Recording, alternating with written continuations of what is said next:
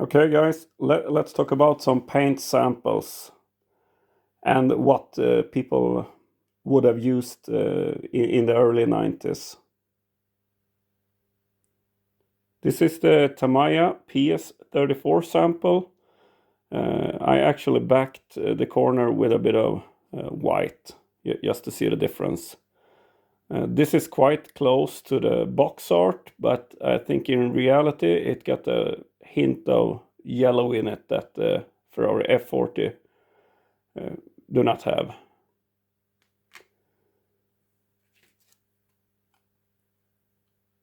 This is the PS2. I think this is about two thin coats.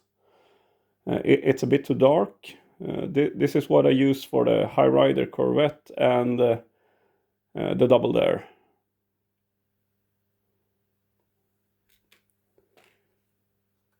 This is the PS34 backed with some black.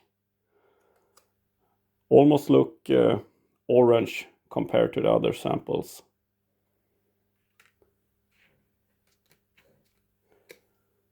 And this is the PS2 backed with some white. So 9 out of 10 times this is a perfectly good red for any build.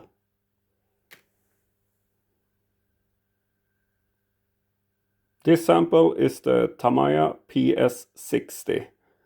It's a bright mica red, and if you buy this in TS85, it's actually the official Ferrari F60 color. And it's supposed to have some sort of metallic effect, but I can't see this in this sample. So I actually did a TS85 sample also just to see if there's a difference between them.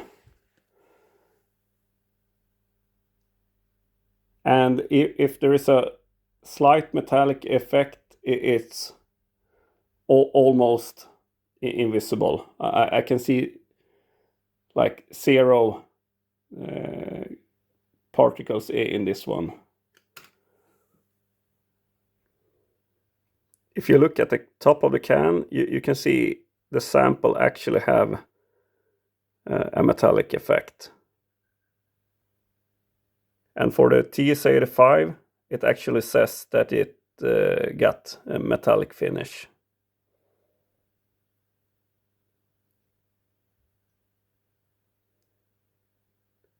I can't say that I see a lot of metallic effect in this sample.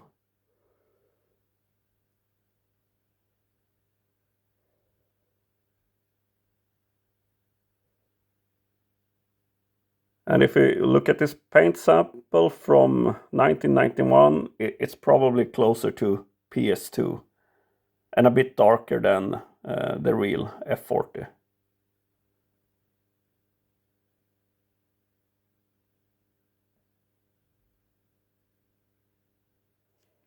Okay, but let's compare this with a 1991 catalog, and they will probably have used the standard Kyosho Polica red.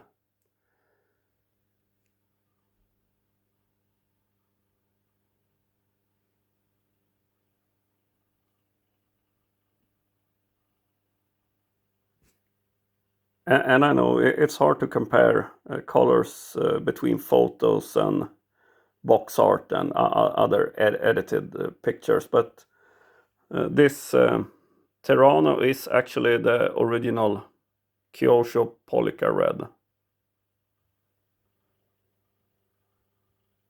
And as you can see here, the PS34 got a hint of yellow. PS60 is actually quite close to the 90s paint. And PS2, that might be the safe way to paint this F40 body. It's a bit deeper red in this case.